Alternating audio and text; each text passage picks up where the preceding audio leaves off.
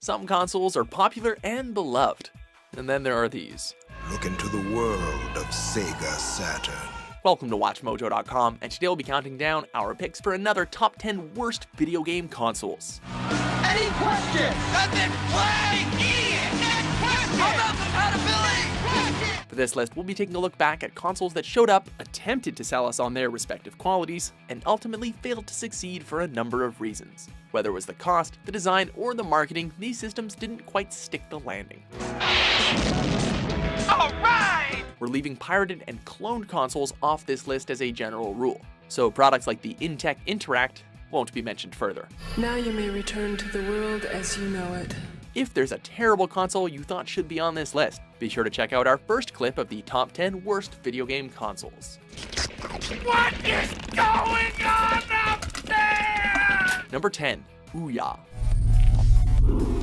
Talk about missing the mark when it came to expectations. Anybody that wanted to develop a game for television, we allow them the ability to do this. Funded through an immensely successful Kickstarter campaign, this micro-console, running its own version of the Android operating system, was meant to be a low-cost alternative to the other 8th generation consoles. You're the signal to the world that this is wanted. Sadly, the console's promise of accessible developers' tools and free-to-play launch titles couldn't make up for a poorly constructed controller, spotty internet connectivity, and a general lack of compelling games, especially when you consider the strong indie titles readily available elsewhere.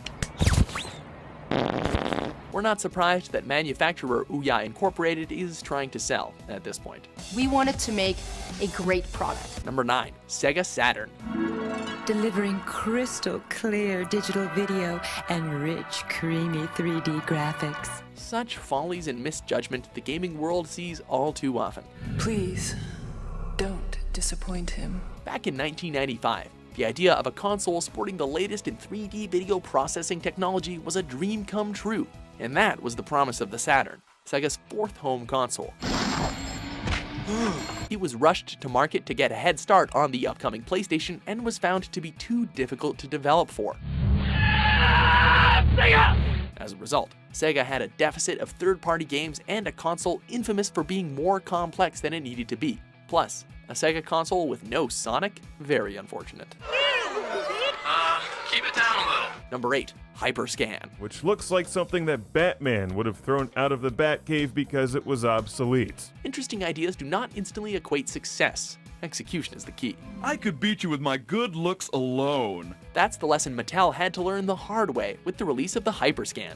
The console's gimmick was that the games were compatible with the special RFID-enabled cards that would unlock in-game content and act as a means of saving data. Should have kept your guard up. Unfortunately, the console, games, and cards were derided for their universally poor quality, and lackluster sales ensured the system would be discontinued by 2007. Pardon me, but I fear you may feel quite a bit of pain when we are through, my good fellow. It probably didn't help that Mattel only released 5 games for the Hyperscan, 3 of which were Marvel titles. Next time, I won't be so gentle. Number 7, Coleco Telstar Arcade. Of all the variants of the Telstar console, this one is possibly the most bizarre. Released in 1977 as part of Coleco's Telstar line, this contraption features 3 different peripherals: a light gun for shooting games, a steering wheel for racing, and a paddle for Pong. Look at this mess. A steering wheel? A gun? What madman came up with this? The Telstar Arcade had a pack-in game and several other cartridges were released, but ultimately it, and other Telstar consoles, would be discontinued in 1978 amid the decline of Pong machines. You're watching the most exciting game you will ever see on your TV set. Telstar by Coleco. Number 6, RCA Studio 2.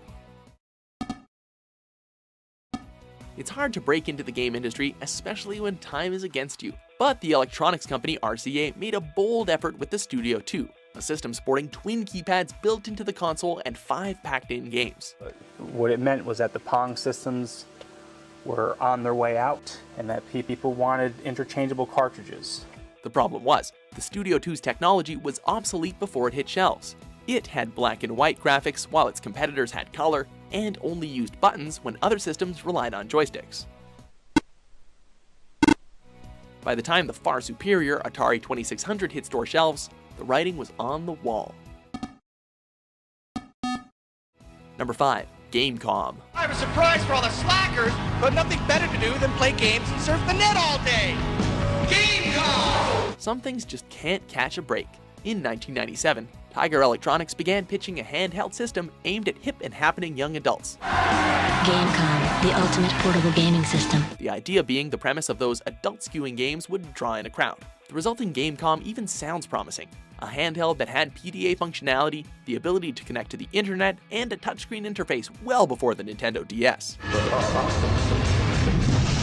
Yet, the system flopped for various reasons. It didn't catch on with the media, it lacked quality games, and had a really poor screen with severe ghosting issues. The boxes look nice, even if the games don't. As you might expect, it did not sell well. Gamecom active. Number 4. Action Max. Target drone dead ahead. He's all yours. We feel like this failure should have been predictable. Yeah. The VHS-based system by the toy company Worlds of Wonder required gamers to have a VCR and game with a light gun, which ended up being integral to each of its 5 games. Stay cool, trucker! 2 factors held the system back. Every game for the Action Max was a shooting game, and there was no way to win or lose any of the games. In the end, the Action Max quietly disappeared from the market, leaving little in the way of a lasting impact. Complete radio silence and no mention outside naval intelligence. Do you copy? Number 3. RDI Halcyon. Nice to see you again, down there. In the world of vaporware, this is the stuff of legends. Designing Halcyon took him 6 years and cost $6 million. Designed by RDI Video Systems, the company responsible for classic games like Dragon's Lair and Space Ace, the Halcyon was pitched as a voice-activated system with AI as advanced as HAL 9000. Do you want to play Sayers West? Yes. There was just one caveat. You had to pay $2,500 for the console. Sorry, Hal. You want me to unplug you so he Yeah, can't sure. hear I think we've gotten that point across. The obscene asking price, combined with investors skeptical of the concept, meant the console was doomed before it could launch. The fantasy is yours. If you're really dedicated, you can still find the few remaining prototypes in the hands of collectors. It has the ability to understand up to a 200-word vocabulary. Number 2. R-Zone. Are you ready? Remember those cheap Tiger LCD handheld games? Well, the company responsible for those pieces of crap thought they'd sell well as a handheld console. Didn't think they could get any worse, did ya? It's the R-Zone Super Screen, the biggest tabletop cartridge game screen you've ever seen. The R-Zone would begin as a visor-like accessory worn on the player's head, with more traditional handheld variants released later. The Backbreaker! Awesome! All is well and good, except it had to compete with Nintendo's Game Boy and Sega's Game Gear, and was technically rushed to market to compete with the equally doomed Virtual Boy. Here comes Wolf! Mortal Kombat 3 lives! Add to that a lack of expected features, like the ability to save game data or adjust volume levels, and you're left with a product that didn't last long in the market. And that's not even mentioning the fact that you had to close one eye to view the screen properly. They're right in my face! Before we unveil our top pick, here are a few dishonorable mentions. Us. Turbo Express Portable. Just like Sonic the Hedgehog meets Candy Crush on crack. Love the music once again. Great sound work.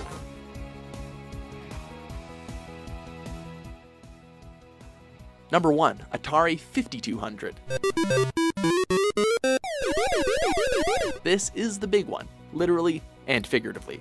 But aren't they hard to find? They're everywhere. Everywhere? As Atari's next console after the largely successful 2600, the 5200 Super System was touted as having more advanced graphics and a better joystick controller than its predecessor. This is the worst video game controller that I've ever seen. What buyers got instead was a console with a shoddily made controller that broke down real easy, a lineup of games that were mostly updated 2600 titles, and a really high asking price for the time. Here's Pac-Man on ColecoVision. But here's Pac-Man for the Atari 5200 Super System. Now you're talking. On top of that, the timing of the console's release contributed to the video game crash of 1983, sealing its own fate in the process. Do you agree with our list? What game consoles left you fuming? For more tech-savvy top 10s published every day, be sure to subscribe to WatchMojo.com. Now, how far will laser discs and computer technology go? We have some thoughts from commentator Paul Schindler.